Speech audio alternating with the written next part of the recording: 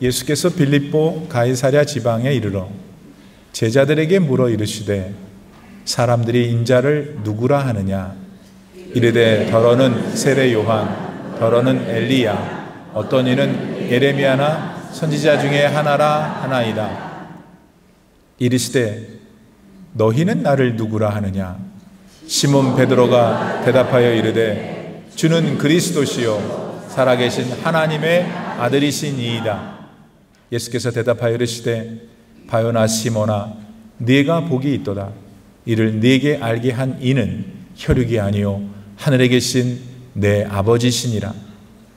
또 내가 네게 이르노니 너는 베드로라. 내가 이 반석 위에 내 교회를 세우리니 음부의 권세가 이기지 못하리라. 내가 천국 열쇠를 너에게 주리니 네가 땅에서 무엇이든 매면 하늘에서도 매일 것이요 네가 땅에서 무엇이든지 풀면 하늘에서도 풀리리라 하시고 이에 제자들에게 경고하사 자기가 그리스도인 것을 아무에게도 이르지 말라 하시니라. 아멘. 하나님의 말씀입니다. 할렐루야. 예수님께서 가이사랴 빌립보 지방에 가셨습니다. 그곳에 12 제자들이 모두 동행했죠. 그런데 여러분, 그때는 예수님이 공생애를 시작하신 지 얼마나 지난 후였을까요? 예수님이 사셨던 공생애는 모두 3년이었죠. 그걸 고려할 때 아마 그때는 2년하고도 수개월이 지난 때였을 겁니다. 그 말은 이제 예수님께서 십자가를 지셔야 할 날이 아주 가까운 때였다는 거죠. 그래서였겠죠? 예수님은 이 빌립보 가이사랴에서 제자들한테 그동안 한 번도 묻지 않으셨던 어떤 질문을 하십니다. 그게 뭐였죠, 여러분? 그 질문에 베드로가 대표로 답을 했습니다. 그리고 그 답은 예수님을 아주 기쁘시게 했죠. 뿐만 아니라 그 대답을 들으신 후에 예수님은 그 대답에 기초해서 뭔가를 세우시겠다고 처음으로 말씀하셨습니다. 여러분, 그게 무엇이었나요? 아무튼 그 일이 있은 후에 예수님은 역시 처음으로 당신께서 이제 십자가를 지시고 죽게 될 것을 말씀하십니다. 그러니까 너희는 나를 누구라고 하느냐? 라는 그 어간에 예수께서 하신 질문은 그저 가볍게 물으신 것이 아니었다는 뜻이죠.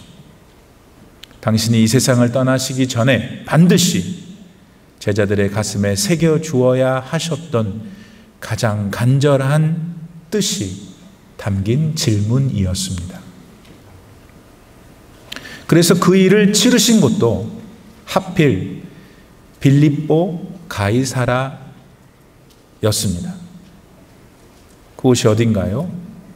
이스라엘 땅 중에서 가장 북쪽, 그러니까 다른 나라와 국경선을 친 곳, 바로 그곳에서 하셨던 겁니다.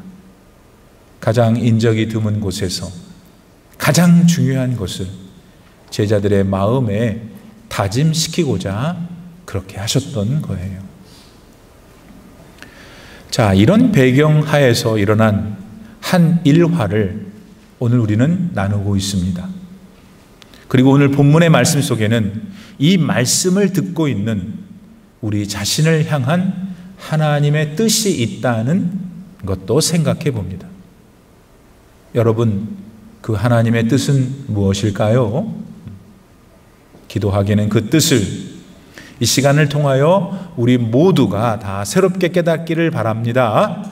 그래서 우리 모두가 다 더욱더 하나님을 기쁘시게 하는 인생을 살 수 있기를 축복합니다. 본문 13절 말씀에서 예수님은 제자들한테 사람들이 자기를 누구라고 하느냐 물으셨습니다. 그랬더니 세례 요한, 엘리야, 에레미야 아니면 다른 선지자들 중에 한 분이라고 한다 했습니다. 이에 예수님은 따따붙다 하지 않으시고 제자들을 향해서 이렇게 또 질문을 하셨죠. 그럼 너희는 나를 누구라고 하느냐? 그러자 제자들 중 베드로가 이렇게 대답했습니다. 16절 말씀이죠. 시몬 베드로가 대답하여 이르되 주는 그리스도시요 살아계신 하나님의 아들이십니다. 자, 그러자 이번엔 예수님이 어떻게 반응하셨죠? 좀 전처럼 그저 아무 말씀이 없으셨던가요? 아니요. 이번에는 굉장히 흥분하셨습니다. 그러시면서 베드로를 아주 칭찬하셨죠. 예수님이 기대하셨던 그대로 고백해 주어서 아주 감격스러우셨던 거예요. 그렇다면 도대체 베드로가 말한 주는 그리스도시요 살아계신 하나님의 아들이십니다 라는 게 무엇이기에 예수님께서 그렇게 흡족해 하셨던 걸까요? 여러분은 지금 그러셨던 예수님의 마음이 무엇이었는지 정확히 이해하고 계십니까? 우선 주는 그리스도시요 라고 한 고백은 원문이 헬라어로 되어 있는데 그 헬라어를 그대로 다시 정확히 읽으면 이렇습니다. 당신은 그 그리스도이십니다. 주는 그리스도시요 라고 한국말로 번역한 걸 헬라말로 다시 말하면 당신은 그 그리스도이십니다 예요. 이거는 예수님께서 바로 구약 성경에 예언된 그 기름 부음을 받은 분이라는 거죠. 곧 예수님은 히브리 말로 메시아, 우리말로 구원자이시라는 뜻입니다. 이렇게 베드로는 예수님을 일개 인간이요 선지자가 아니라 온 인류를 구원하실 구세주로 고백했던 겁니다. 실제로 예수님은 선지자들이 예언한 바로 구세주 그 당사자였습니다. 그러기에 세례 요한, 엘리야, 예레미야와 그 밖에 다른 선지자들과는 그 차원이 다른 분이십니다. 그걸 베드로는 깨달아 믿고 있었습니다. 그래서 베드로는 예수님을 가리켜 선지자라고 하지 않았습니다. 대신 예수님을 그리스도라고 했죠. 예수님은 모든 인류를 죄와 사망의 무서운 권세로부터 구원하시는 유일한 구원자이시기 때문입니다. 이것을 여러분도 믿으시면 아멘 하시길 바랍니다. 그러나 베드로의 고백은 그것만으로 그치지 않았어요. 베드로는 예수님을 향해 이렇게도 고백했죠. 당신은 살아계신 하나님의 아들이십니다 라고요. 이 고백은 예수께서 하나님과 동등한 하나님이심을 선포한 겁니다. 인류의 죄를 사해 주시기 위해서 인간의 몸으로 이 세상에 내려오셨지만은 예수님은 하나님의 아들로 하늘에서 내려오신 하나님이시라고 베드로는 고백한 거예요.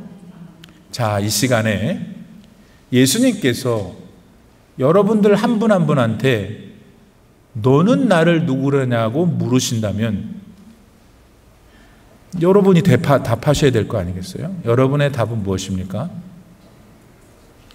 오랜 동안 교회를 다녔어도 그 질문에 더듬거릴 분이 계실지 모르겠어요. 하지만 그거는 만일 그렇다면 본인을 위해서 빨리 고치셔야 할 태도입니다. 오늘 넘기시면 안 돼요. 왜냐? 너무나 어리석고 어처구니 없는 일이니까요. 그건 보세요. 여러분이 마음의 소원을 기도로 아랠 때 그 기도를 들으실 분이 누군지 명확히 모르고 기도하시는 경우면 그건 뭐죠? 그저 허공에 뇌까린 것일 뿐이니 그 얼마나 황당한 일이에요. 뭐 필요한 것이 있어서 누군가한테 부탁을 할 때 어떤 사람이 그걸 줄 사람이 누군지도 모르고 부탁을 할 수 있습니까? 바보가 아니고서는 그럴 수 없죠. 잘 들으세요. 우리 이민교회를 나오시는 분들은 특히 잘 들으셔야 돼요. 교회를 다니실 때도 똑같습니다. 여러분이 누구에게 기도를 하는지를 분명히 알고 기도하는 분들이 되셔야 합니다. 우리 같이 구원받은 하나님의 자녀들은 우리의 기도를 예수님께 드리는 거예요. 여러분, 예수님은 그리스도십니다. 곧 우리의 더러운 모든 죄를 십자가에서 대신 죽어주심으로 다 용서해 주신 구세주이세요. 또한 우리가 죽으면, 이 땅에서 우리가 죽으면, 호흡이 끝나면 하나님 나라에 데려가서 영원히 살게 해주시는 생명의 근원이신 하나님이세요. 예수님은. 이렇게 예수님은 우리가 사는 이 세상에서의 기간 동안 우리를 이 세상에서 돌보아 주십니다. 죄의 문제가 발생할 때 구원의 길을 제시하시고 믿음을 지킬 수 있도록 도와주세요. 회개하라 하시는 주님의 말씀이 그 좋은 예가 되잖아요. 그걸 우리는 이 땅에서 우리를 인도하시고 보호하시는 예수님이시다라고 고백하는 거지요. 그러다가 우리의 생이 이 땅에서 끝나면은 우리는 모두 심판을 받지만은 그리스도인들인 우리는 하나도 걱정할 필요가 없어요. 오히려 우리는 그날을 기다리기까지 해요. 왜냐하면 그리스도인들은 심판의 주인공 되시는 예수님의 자녀이기 때문이에요. 심판주이신 예수님은 그분의 자녀들을 그 심판에서 구원 얻게 하셔요. 그리고 그 영광의 하나님 나라에서 영원히 살게 해주시지요.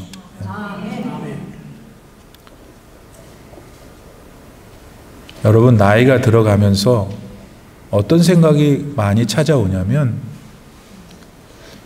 죽는구나 하는 거예요.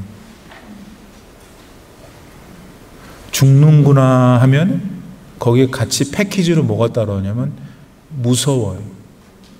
한 번도 안 해봤기 때문에. 예수를 만나고 주님의 영으로 충만한 사람도 그래요. 그게 정상이에요.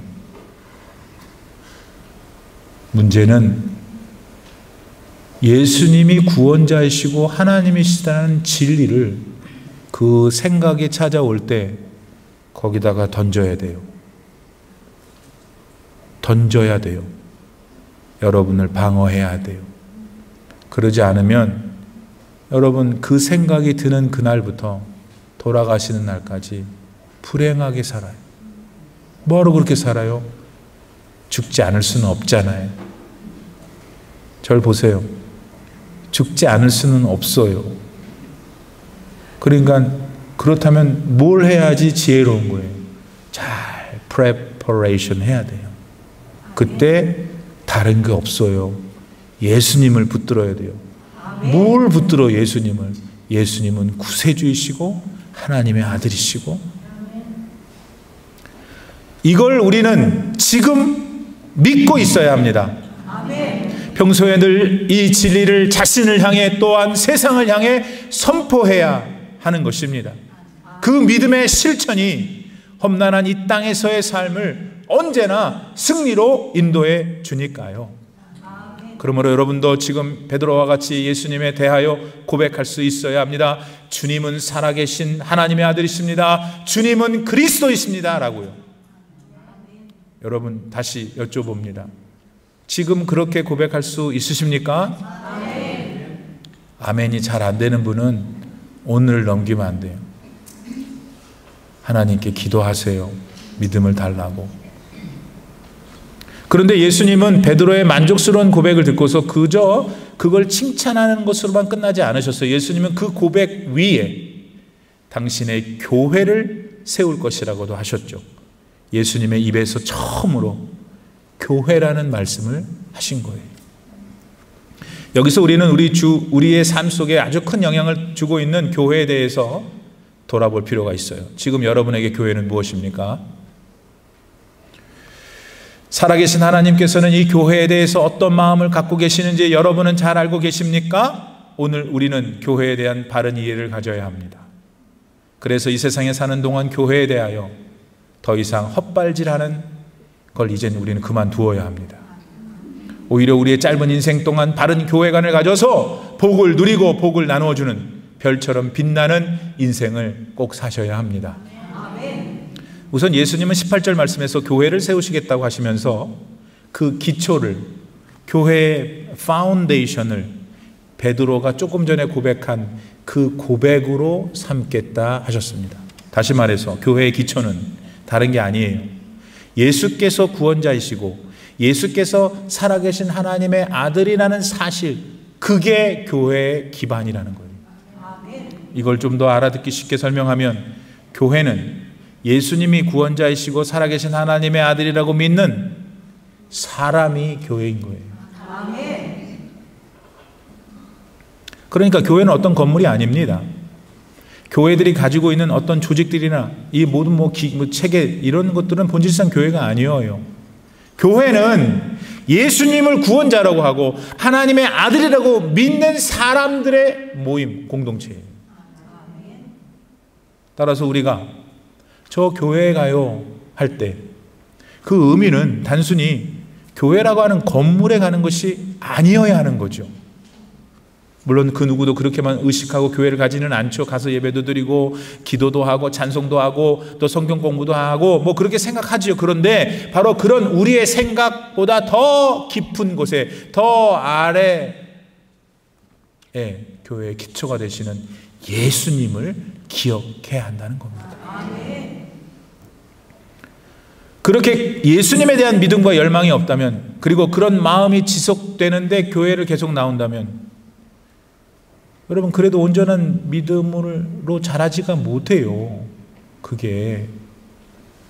그러면 그게 극단으로 말하면 교회를 오랜 시간 다녔는데도 그분이 구원을 받지 못할 수도 있다는 거예요.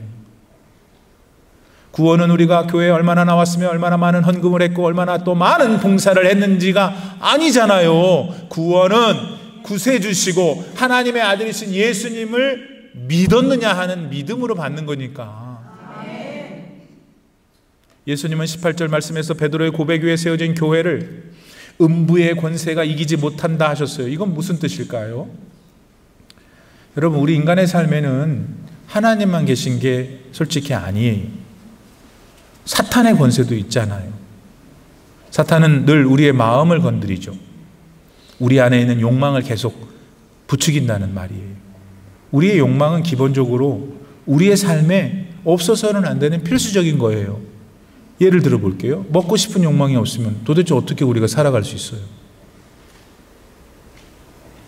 그런데 그와 같은 우리의 욕망은 아담과 하와가 지었던 그 원죄로 인해 그만 왜곡이 됐어요. 이렇게 비틀어졌어요. 여러분 안에 있는 욕망이 출발서부터 비틀어져 있어요. 그래서 우리가 가진 욕망은 언제나 필요 이상으로 지나치게 될 수가 있는 거예요.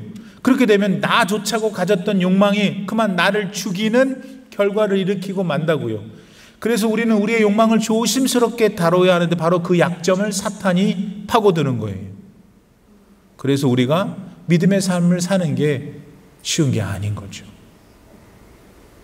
근데 예수님은 본문 말씀에서 교회에 그 음부의 권세를 이길 힘을 주시겠다고 하신 거예요. 교회는 예수님을 구세주로 믿고 하나님의 아들이라고 믿는 사람이라고 그랬잖아요. 그러니까 지금 여러분들한테는 여러분이 교회일 때 하나님께서 사탄의 권세를 이길 수 있는 힘을 주셨다는 거죠. 그러나 반대로 교회를 나와도 예수님을 믿는 믿음이 흐리멍텅하거나 뭔지 모르고 나올 때 그 사람은 교회를 나와도 교회를 다녀도 늘 사탄의 밥이 되기 쉬운 거예요. 구원의 기쁨이 없어. 삶의 문제가 닥쳐올 때 내내 인간적인 방법만 동원해. 그래도 교회를 나와요. 너무너무 안타까워요. 나는 여러분 그런 분들을 찍어내서 혼내려고 하는 게 아니라 여러분 그게 문제가 아니에요. 그러면 여러분이 죽잖아요. 지금도 죽어 있는데 어떻게 영원한 하나님 나라 가겠어요?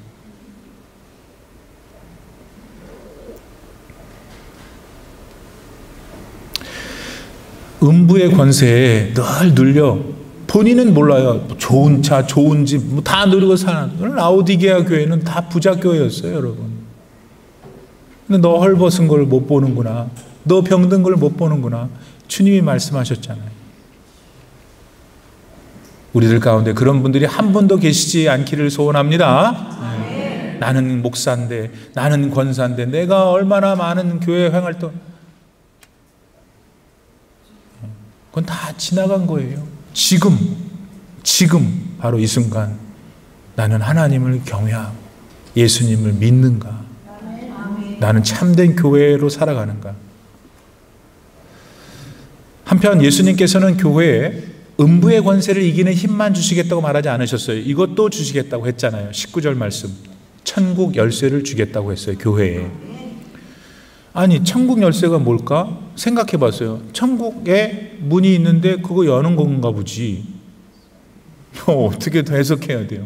그건 맞잖아요. 근데 이 열쇠가 뭐냐면 여러분 복음이에요. 복음은 궁극적으로 예수님이잖아요. 이런 의미를 우리의 실제 생활에 적용하면 이렇게 되는 거예요. 곧 교회가, 다시 말해서 예수님을 기초로 세워진 교회가 천국 열쇠를 받았는데 그 열쇠를 사용해서 천국 문을 열지 않으면 하늘에서도 문이 열리지 않는다는 뜻이잖아요. 곧 교회가 교회 스스로한테 예수님을 전하고 천국 열쇠를 사용하고 그런 뜻이죠. 그러면은 교회에 하늘이 열린다는 거예요. 하늘이 열린다는 건 뭐냐면 구원의 기쁨이 교회 안에 충만하다는 거죠. 여러분들 안에 천국 열쇠를 열면, 복음을 전하면. 그러나 교회가 교회 밖에 구원받지 못한 인생들한테 예수님을 전하지 않으면, 다른 말하면 천국 열쇠를 사용하지 않으면 하늘에서도 그 문이 닫힌단 말이에요. 그러니까 교회는 늘 무엇을 하라고 하시는 말씀일까요? 교회는 늘 천국 열쇠를 사용해야 한다는 거죠. 교회 안의 사람들에게나 교회 바깥의 사람들 모두한테 사용해야 된다는 거죠. 교회 안의 사람들한테는 늘 복음을 전해야 돼요. 그들의 믿음이 날마다 이미 믿음이 있지만 그들의 믿음이 잘 자랄 수 있도록, 그리고 아직 예수님을 믿지 않는 교회 밖의 사람들한테도 복음을 전해야 되겠죠. 열쇠를 사용해야 돼요. 하늘의 문이 열리도록 그들도 구원을 얻을 수 있도록 해야 하고, 따라서 먼저 교회는 교회인 성도들한테 날마다 복음을 전해야 돼요. 예수님을 전해야 하는 거죠. 예수께서 구세주이시며 하나님의 아들이란 진리를 말입니다. 이걸 위해 예배 드려야 되죠. 하나님 말씀 성경 잘 가르치고 배워야 해요. 동시에 나도 교회이지만 상대방도 교회이니까 서로 존중하고 사랑하기를 자기 몸처럼 그렇게 해야 하는 겁니다.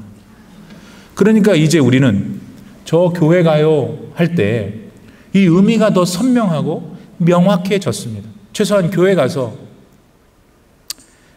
내 문제만 쏙 해결받고 돌아와야지, 사람들하고 섞여서 여러 일에 얽히면 골치 아프고 피곤해, 그러니 빠져야지, 난 그 대신에 교회 아무것도 요구하지 않으면 되잖아. 이런 생각과 마음은 가져서는 안 되는 것이에요. 또 누가 이거 지금 방금 설교 듣고 삐져서 다음 주부터 안 나오면 안 돼요. 기도 많이 하고 지금 설교하는 거예요. 난 누구를 생각하지는 않고 얘기해요. 여러분, 에베소서 1장 23절 말씀 전반부에서 교회는 예수님의 몸이라고도 했어요. 그러니까 교회는 아까 예수님의 기초 위에 믿는 믿음을 가지는 사람이라고 그랬는데 그 교회의 머리가 예수님이라는 거예요. 그리고 하나님의 부르심을 입은 사람인 교회가 그 예수님의 몸의 각 파트, 지체가 된다는 거예요. 그러니까 각 지체들은 뭐 해야 되냐면 각 지체가 갖고 있는 자신의 기능을 잘 해주어야 하는 거예요. 지체 중에 하나라도 난 안 해 하면은, 그러면 그 몸은, 그 지체가 그 지체를 데리고 있는 몸은 아프고 쓰러지고 심지어 죽을 수도 있어요. 만약에 그렇게 되면 결국 안 한다고 했던 그 지체도 결국 죽어. 왜냐하면 그 몸에 속해 있었기 때문에. 몸이 죽어 있는 중인데 어떻게 지체가 살아나겠어요? 그러니까 교회 성도님들이 교회를 생각할 때 본인의 문제를 해결받고 복을 누리는 그것으로만 한정하면 그 교회는 당장은 잘하지 못해요. 교회이며 그 교회의 한 지체도 되는 성도가 자신이 하나님께 받은 은사와 능력들, 그걸 발휘를 하지 않으니까 어떻게 성장할 수가 있을까요? 못해요. 여러분 한번 단순히 생각해 보세요. 어떤 교회가 성장하면서 신이 나는 교회일까요? 어떤 교회가? 가장 기본은 그 기초가 예수님의 구원자 되심과 하나님의 아들 되심을 온전히 믿는 믿음이죠. 그리고 그걸 기초로 천국 열쇠를 막 사용하는 교회이어야 해요. 곧 복음이신 예수님을 교회 안에서와 교회 밖에다가 잘 전하는 교회, 그 교회가 신나는 교회, 성장하는 교회예요. 따라서 그 교회는 전도와 선교 안 하겠어요? 하겠어요? 당연히 하죠. 교회 안에 교육을 하겠어요? 안 하겠어요? 하죠. 어떻게 예배를 안 드려요?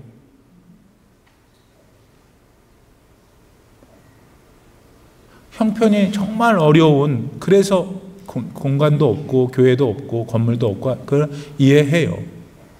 그렇지만 좀 외람된 말씀이지만 만나야 돼요. 만나서 말씀을 전해야 되고 말씀을 배워야 돼요. 그러면 해결을 해야 돼요. 그 방법을. 저는 교회를 개척한 적이 있습니다. 9년 동안 개척한 교회를 섬겼습니다. 저는 미국인 교회를 빌리지 않았어요. 왜냐하면 모이기가 제약받으니까. 그래서 저는 비행장 옆에 있는 그 빌딩의 1층 한 사무실을 빌려서 했어요. 돈 주고 하니까 뭐 건물주는 뭐라고 그러겠어요. 돈 주면 됐죠. 렌트한 거니까. 거기서 다 했어요. 지금 하는 거 다. 새벽 기도 했어요. 수요 예배 했어요. 금요 예배 했어요. 그 교회가 부흥이 돼야 안 돼요. 많이 나와서 예배 드려도 부흥이 안 되는데, 여러분 안 모이는데 어떻게 부흥이 됩니까? 제가 잘했다고 무슨 그런 게 이게 아닌 게 아니라 본질이 뭐였냐면 하나님을 만나야 되고 말씀을 배워야 되고 말씀을 전해야 되는데, 그게 이루어지려면은 거기에 이제 뭐 방해가 되는 요소들을 잘 극복해야죠. 그 교회 성도들이 함께. 예수님을 만나 구원을 받은 하나님의 백성들은 그 다음에가 뭐냔 말이에요. 예수님 만나서 믿는다면서요. 구원 받았다면서요. 그러면 이제 그런 여러분이 그 이후에 그저 교회만 나오는 게 아니라는 거예요. 단순히 그렇게 하면서 나이만 드시면 안 된다는 거예요. 오히려 예수님을 기반으로 교회를 세우신 그분의 뜻을 더 바르게 알아가도록 매 순간 노력해야 돼요. 여러분이 현재 나이가 몇 살이든 간에, 얼마나 오랫동안 예수님을 믿어왔던 간에, 바로 오늘도 그러한 하나님에 대한, 호세아서에 여호와를 알라, 힘써 여호와를 알라 그랬잖아요. 여러분 하나님 부르시는 날까지 그래야 되는 거예요. 그러니까 여러분이 연세가 높으셔도 여러분의 존재 이유가 있는 거예요. 그리고 교회인 각 성도가 교회를 삶에서 살아내야 합니다. 먼저 교회 안에서 살아내야 되죠. 어떻게? 본인이 하나님께 받은 은사와 능력을 가지고 지체로서 자신의 역할을 잘 감당해 주면서 해야 되는 거예요. 그런 일들을 찾아 하지 않고 요리 빼고 저리 빼면서 교회라는 건물에만 나오면은 그건 하나님의 계명을 지키지 않는 꼴이 되는 거예요. 곧 그분은 그러므로 하나님을 사랑하지 않는 사람이 되어 있는 거예요. 아니에요, 목사님. 요한일서 5장 3절에서 하나님이 뭐라고 그러셨냐면, 나를 네가 사랑하느냐? 네가 나를 사랑하는지를 어떻게 나는 확인하냐면, 내가 너에게 준 계명을 지키면 네가 나를 사랑한다. 나한테 꽃다발 갖다 주고 선물 갖다 주는 게 아니고, 내가 너한테 지키라고 한 계명을 지킬 때 네가 나를 사랑하는구나 라고 하나님이 말씀하셨어요, 여러분. 그러니까 내 인생을 살면서 믿음 안에서 내가 예수님한테까지 이르도록 노력해야 하는 것. 그게 교회가 되신 여러분의 사명이고 여러분 하나님 부르시는 날까지 하나님이 원하시는 뜻이에요. 더 나아가서 그 잘하는 일을 위해서 교회인 각 성도는 천국 열쇠인 복음을 교회 건물 안에서만 아니고 교인인 교회이잖아요, 여러분이. 교회인 성도님들이 거하시는 바로 그곳, 집에서, 직장에서, 그로서리에서 전하며 살아야 하죠. 입으로 전하든 삶으로 전하든 예수님을 나타내야 해요. 그 삶을 살 때 어떤 역사가 나타나냐면 여러분 본인의 인생이 달라져요. 축복이 넘쳐요. 왜? 하나님 살아계시고 하나님이 여러분 보고 계시고 여러분과 함께 하실 테니까. 그게 또 하나님을 기쁘게 해드리는 삶을 사는 거예요. 여러분 아까 말했죠. 병이 찾아오고 연령이 어느 정도 되면은 고장이 나요. 왜냐하면 수십 년 동안 사용했던 곳이. 그러니까 고치기도 하고 바꾸기도 하고 그렇잖아요. 그래도 예전만큼 못 돼. 원래 하나님이 주셨던 것만큼은 못 돼. 그런 걸 느끼면서 여러분이 심리적으로 다운이 되고 그래서 우울해지고 약 드시고 그러잖아요. 사랑하는 성도 여러분, 그렇다면 하나님은 우리 인생의 그런 스테이지를 모르실까요? 아실까요? 아시죠? 그때 하나님이 말씀하시는 건 다른 게 없어요. 무슨 약을 주거나 좋은 의사를 보내준다고 말씀하지 않고 나를 믿으라고 하시는 거예요. 내가 그리스도이고 내가 하나님의 아들인 걸 믿으라고 하시는 거예요. 믿어보세요. 왜 그렇게 엉뚱하고 내가 기대하지 않는 걸 주시는지. 그게 진짜거든. 여러분의 귀하신 남은 후반전의 인생을 가장 아름답게 살 수 있는 유일한 길이거든요. 이게 교회인 것이에요. 사랑하는 성도 여러분, 너희는 나를 누구라 하느냐. 9월을 맞이해서 올해가 이제 깊어졌죠. 수개월밖에 안 남은 이때에 주님이 오늘 말씀을 통해서 여러분에게 물어보시네요. 저에게 물어보시네요. 뭐라고 대답하시겠습니까? 기도합시다. 하나님 아버지, 우리는 지금 교회에 나와 있습니다. 교회에서 예배를 드린다고 생각합니다. 그러나 내 자신이 교회임을 새롭게 깨닫게 하옵소서. 내 근원은 생명의 근원 되시는 예수님이시고 예수님이 내 삶을 이 땅에서 시작하게 하셨고 지금까지 살게 하셨고 내게 남은 그 수십 년의 삶도 하나님께 있음을, 예수님께 있음을 믿고 의지하게 하시옵소서. 하나님 아버지, 기쁨으로 살게 하옵소서. 모든 인생에게 찾아오는 늙음과 질병과 고통과 죽음이 우리에게는 기다림과 준비의 시간들, 하나님의 나라의 영광을 맛보는 복된 아름다운 시간들이 되게 하옵소서. 예수님의 이름으로 기도드립니다. 아멘.